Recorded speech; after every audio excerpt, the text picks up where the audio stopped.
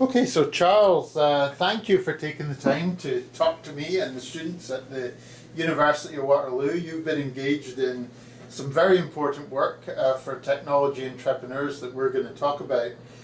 To begin, can you please describe your work at the Impact Centre here at the University of Toronto? So the Impact Centre is an interesting beast. We're one of the many institutes at the University of Toronto that's part of the Faculty of Arts and Science. And we work in the physical technologies, so in coatings, materials, devices, optical, anything that's a physical technology that's coming out of the research done in the physical sciences at U of T.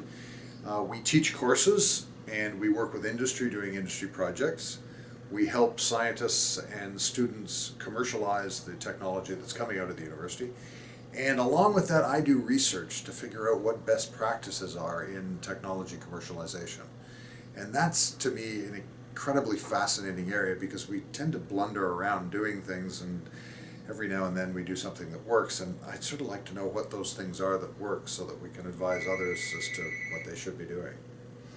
Wonderful, and I became aware of your work from the papers that you have been producing. And the first one I wanted to ask you about is one that you released in February that discussed the issues involved in the slower growth of Canadian tech companies. So can you just tell me how big is this problem of slow growth of Canadian tech companies? Well, I think it's pervasive, and we tend not to look at it because, of course, private company data is hidden.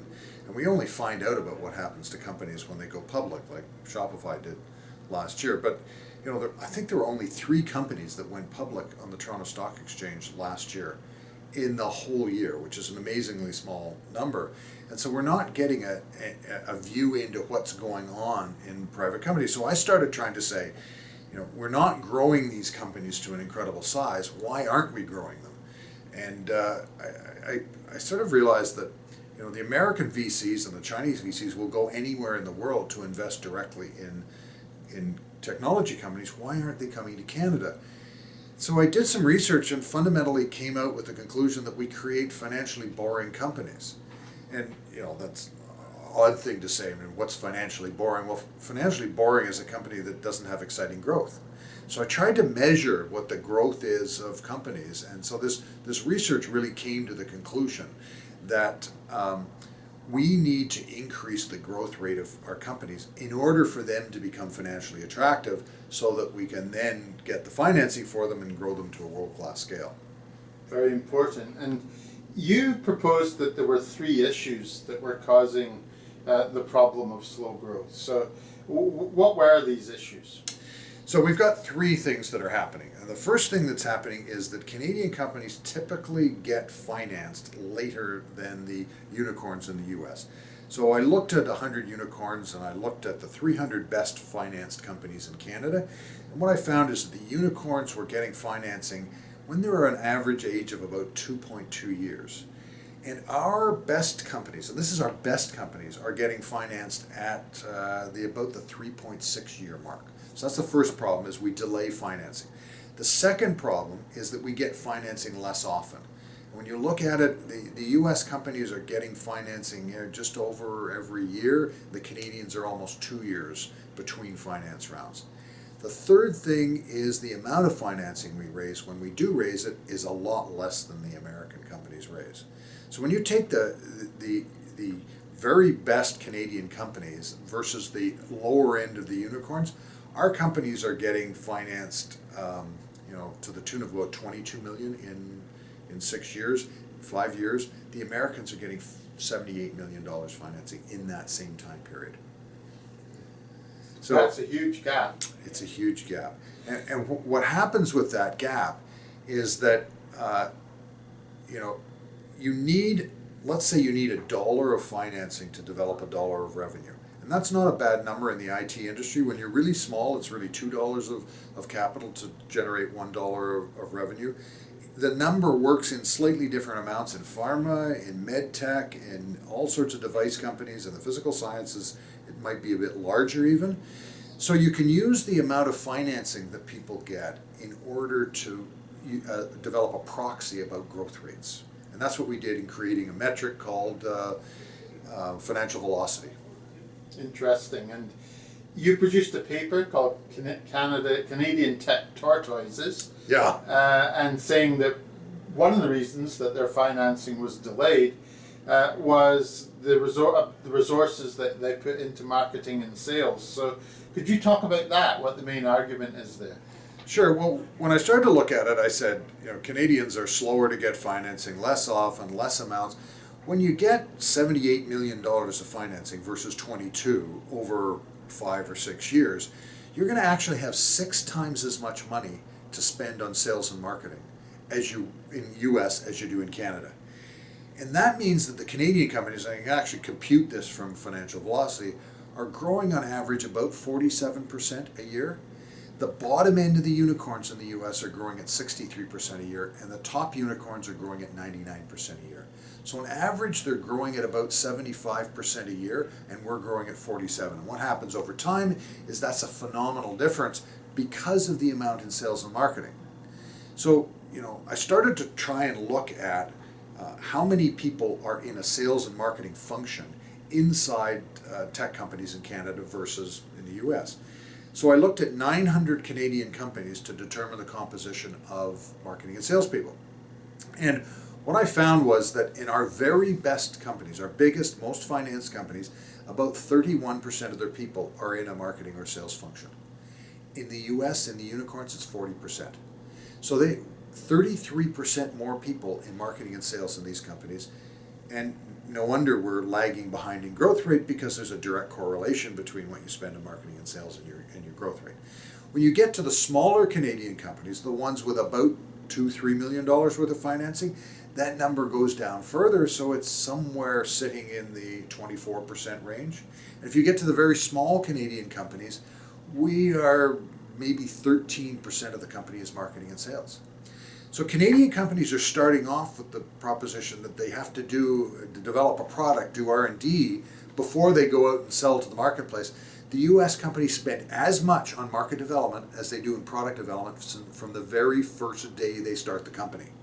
So in Canada, we're missing the boat there. We don't start our market development until well along into the process, or even when we finished a product. And the result, we're going to be later to market, we're going to be slower in our growth, we're going to use less capital, and we're going to create financially boring companies. Absolutely. And just before we go further, could you clarify for the people watching what you mean by marketing and sales? What is that for this type of company? That's a really good question, because every time I mention marketing and sales, people from scientific fields think that I'm talking about salespeople and advertising, and I'm not. The first thing you need to do, and let's use the term market development better for something that happens before a product is launched. And so if you use the idea you need to spend as much on market development as you do in product development, the market development is really 5 things. And the first thing is market intelligence. It's understanding who your target market is and making the choices about the target market and the needs that you're trying to serve, and in particular the value proposition that is out there and it is needed in the marketplace. The second part of that is product management, product marketing, which is making sure you've got a fit between those needs you identified and the product you're developing. Now, if you don't do that before you bring the product out, which means that you're probably bringing a product out that is close but doesn't directly meet the needs of the marketplace. So that's 2. There's market intelligence and product marketing. The third is business development. Business development to me is to establishing the partnerships that you need to bring the product to market. So the manufacturing partnerships, the supply chain, where you're going to get your supply of product. It's the downstream reseller marketing, and establishing a supply chain that takes all the way from the things you're purchasing to how you're going to get it into your consumers' hands long before you even start the manufacturing process. So if you've done those 3 things, you understand the environment and you understand your market well. And then there are 2 more parts of market development that have to start occurring at least within 1 sales cycle of your eventual launch. So if you're launching a product and you do your market intelligence, you find the buyer behavior of your particular market segment, you'll find out that maybe if you're dealing with an app, There's no cycle to marketing. The minute you start marketing, you'll start getting sales. But if you're selling to corporations, you might have a 3, 6, or 12 month or even 18-month sales cycle. So if it takes 18 months for someone to buy, then you have to be selling to them for 18 months before you launch your product. If it's 12 months, you've got to be selling to them before 12 months. So you need to start marketing communications by going to trade shows, by having a really well-developed website, product literature, and all those things prior to that one sales cycle. And then at the point in time where you reach that 12 or 3 or whatever that is month time frame, you have to have salespeople out engaging with the customer, telling them what's coming, and getting them to go through the process of buying, which takes a long time, in order to have people who are issuing purchase orders the minute your product's launched. Because if you delay that, then you're going to have launch a product and no one's going to be buying it. You'll be sitting there wondering, as one company I talked to recently wondered, why is no one buying this? And I looked at their funnel, and they weren't far enough along in their funnel to have people buying, and it was just a matter of time before the companies went through the buying process and eventually issued purchase orders and brought the product in. So that's market development, and that's what I mean by marketing and sales pre-launch. Very clear and very important. Because scientists rebel against that idea of actually talking about a product before it's ready. But there's nothing wrong with it, and customers actually appreciate that and expect it. Very, very important, and a message that I think needs to be heard. You then focused on how much they're spending. How much do you think they should spend? If I'm a Canadian startup and I'm looking to divide my resources, how much should I be putting into marketing and sales? Well, this is a bit of a funny formula because it's not exactly the same for every industry and every product. But in general terms, I know that if you want to become world-class, you have to grow at 75% a year. That's the growth rate that you're in Waterloo. That's most of the time BlackBerry's growth rate and OpenText's growth rate, except for a few years when they were growing at double or triple or quadruple, but there's only 1 year or so that companies do that. Typically, if they're going to be world-class, they grow at 75% a year. And the formula for doing that is once you've launched a product, you have to be spending 2 times as much money on marketing and sales as you spend on R&D. And that is, to a Canadian, that's just like radical. Why would I ever do that? I've looked at public Canadian companies, and they're spending on average equal amounts in marketing and sales as R&D, which is not enough. The more successful ones are up there at the 1.5 to 2 times multiple. And so you've got to be thinking from the very minute you start, you need to be spending as much on marketing and sales, which is all the market development functions I told you about, as you spend on R&D. And most of the time when you talk to science-based companies, they don't. I spoke to a group just the other night, and I actually went through and did the statistics on that group, and they were spending 10% of their people time on marketing and sales. Okay. When they should be spending 1-to-1 with R&D before they launch. And after you launch, it's 2 times. So these 2 key numbers that I'm trying to get people aware of is if you want to grow at 75% a year, which is what you need to do to attract good venture capital and to become world-class, then you need to spend twice as much on marketing and sales as you do in R&D. Excellent, thank you. And then that should be clear too. What I'm also interested in your understanding of is the behavior of investors in startups in Canada. So we've talked about how the startups themselves differ. How do investors differ, Canadian investors from American ones? Well, there's been a big change in the investment philosophy and makeup in Canada over the last 10 or so years. When you look back at who was successful at investing 20 years ago, there are none of them in business now because they weren't successful. The venture capitalists did not succeed as a whole in Canada. There's a new crop in there, and they're investing in different ways, and they're actually doing better than they used to. But there's a structural problem in the industry. We create so many startup companies that the VCs have really big choice in who they invest in. And one of the things I've found anecdotally is that because they have so much choice, they're choosing to invest in companies that show market traction over ones that are showing good potential product. So the more advanced a company is and the farther along it is in its growth, the more market traction it'll show. And because there's so much choice in the VC industry, they're investing in those ones. So, they are looking for market traction quite naturally, because, if they can reduce the risks, they're going to reduce the risk, and who can blame them? What it means, though, is the companies are getting financed later because of this, which is sort of falling into my 3.6 year times conundrum that we face. U.S. companies are able to show market traction earlier than the Canadian companies because they spend more on marketing and sales before they launch. And this is why this 2 times and 1 times is key, is that in the US, if you're spending as much on marketing and sales, then you know from your market intelligence where your market really is and what the size of it is. And if you're doing work to engage the customers earlier, you're showing market traction much further ahead than a typical Canadian company will show. So US VCs, depending on how they operate, some of them, you look at Y Combinator, for instance. Y Combinator puts money into companies based on an idea, and a lot of companies at the same time. So they're not even looking for market traction or a firm product idea. But what they take people through in their program is the process of identifying the market and the mix between the market and product, how those match up together, and the determination of market traction, so that when they go out to investors, even before they've got a product ready, they're able to show that there's market traction for that product. So I'm not sure if I've answered your question correctly, but I think so. We're looking for market traction somehow, and the earlier you can show it, even before the product's launched, the faster you're going to be able to get financing for what you're doing. Market traction, very important. So we're also concerned, and your work is also concerned, for broader lessons for Canadian businesses and particularly policymakers. So what does your work say for that? Oh, I can go on forever on this.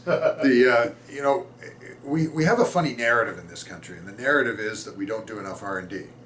And we look at 3 particular factors that tell us that. Number 1 is the business expenditure on research and development, which is called BIRD. The second is our patenting, and specifically how many triadic patents we take out, which are patents filed simultaneously in Japan, US, and Europe on one product family. And thirdly, we look at productivity. Those 3 measures are industrial economy measures of something that used to happen that doesn't match the knowledge economy. BIRD, we are underreporting in spending because the government has miscalculated BIRD for many years. They had an old formula that they only changed recently, and I don't think they've recognized the changes in business expenditure. Every time I look at a factor of business expenditure and R&D, I find more than the government finds in that. So because we're miscounting BIRD, we're thinking that we don't spend enough on R&D. When we look at patents specifically, I'm just finishing up a piece of research that looks at our habits of patenting. And in 2016, 2015, we were granted about 2,500 Canadian patents, but about 9,000 US patents. And so we're about 8th in the world in filing US patents. We're about 17th in the world in filing triadic patents. Everybody's saying that's bad, but our patenting habits are increasing on an annual basis, are up 143% over 10 years. There really isn't a patenting problem, but the one really big problem there is that 58% of our 2016 patents granted in the US were assigned to companies or people in other countries. So we don't get the commercialization. So this problem comes back again, not to the R&D, it comes back to the commercialization. And your students are doing, and your companies in Waterloo are doing R&D and doing a great job of it.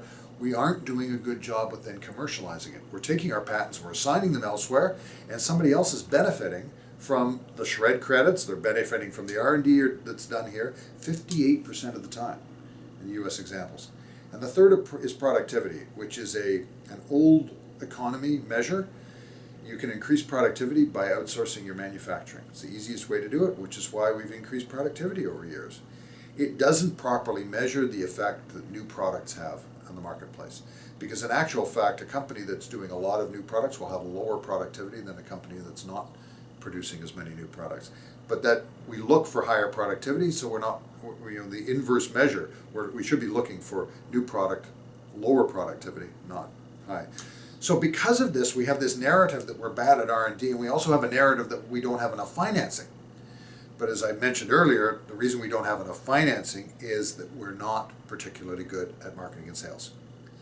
And when you look at the big numbers, the federal government supports $4 billion a year in research and development.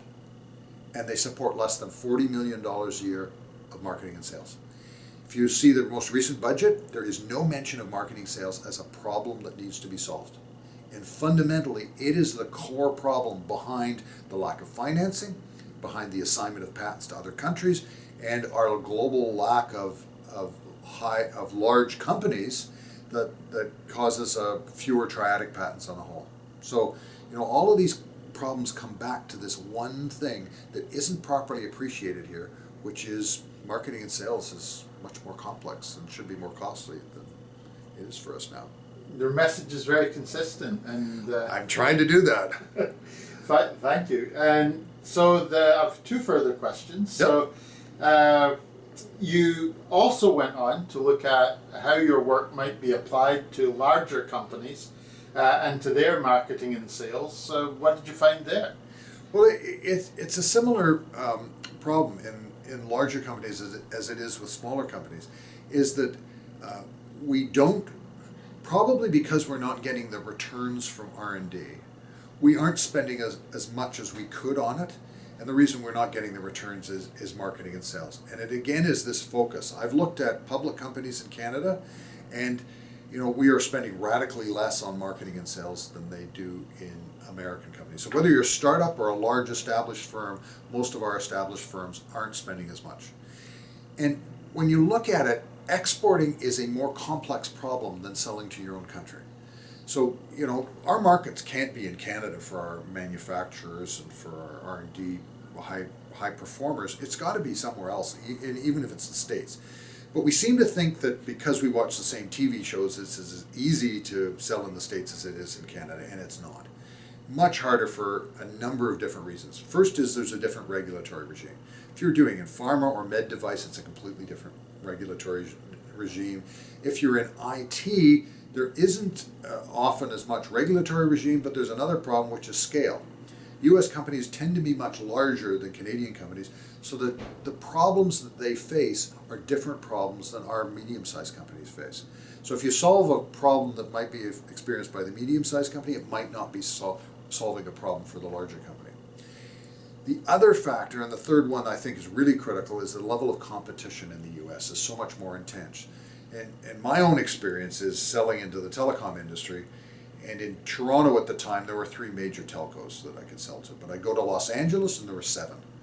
And when you have 7 versus 3, you have much more intense competition, and as a result, companies have to be more innovative, more strategic in what they're doing in order to carve out a market niche that allows them to be profitable. So when we as Canadians experience Canadian problems and go to the US, typically it doesn't match what the need set is, and we have to spend time adjusting what we're doing to match the US need set. So for large companies in Canada, it becomes just as much of a problem in exporting as it is for a smaller company. And in actual fact, the successful ones are the ones that put their marketing and sales office down where the clients are. Makes sense. The earlier companies do that. I'm trying to develop a study which looks at that to show whether that is more successful as a philosophy, and we'll see the results of that over time. Thank you. My final question is any parting advice that you would want to give to the people who are planning to create a tech startup or who are involved in the early stages of one. What advice would you give them if you were to speak to them today? Oh, geez. Now you can really get me going. Number one is when you're starting the company, have somebody clearly responsible for marketing and sales, and then somebody else clearly responsible for product development. And in fact, if you can partner a science or engineering or STEM person with a business marketing and sales person, then you've got 2 of the 3 points on finder, minder, grinder. Because in any company, you have to have somebody who's going to find business, somebody who's going to grind it out, somebody who's going to mind it, and that's the third is the accountant type. But I'm an accountant, so I can say this. Accountants are a dime a dozen. You can hire one later. But what you can't do is get that pair of people that's essential in the beginning, which is the STEM person who's going to create the product and understands that, and the marketing person. Now, when you start off with that combination, you should be spending time in relationship with, one-to-one. And as you move towards exporting and you're launching your products, I think the next piece of advice is hire people in your local market to do the selling and marketing, because they're going to understand that market better. They're going to have more experience in that marketplace, probably a greater base of experience, and so you'll be faster into the marketplace. And then the third thing is be really aggressive with raising capital. Don't be Canadian. Canadians go out and say, I'd like to raise $1.3 million, and it doesn't work. Go out and raise $5 or $10 million. And your second round, go and raise $25 million. If you are successful, you're going to need that money. And if you're only raising $1 million, $1.3 million, you're going to only develop $1 million worth of revenue. So if you want to grow quickly, if you want to grow at 75% a year, you're going to need phenomenal amounts of money. And so you better be ready to raise those phenomenal amounts of money wherever you can get it. Wonderful. Thank you for your time today, Charles. Your message, I think, is one that is very, very important for technology entrepreneurs at Waterloo, but also in many other places as well. So thanks for your time. I appreciate it, and I hope we'll be able to talk again. Thanks for having me. Love chatting today.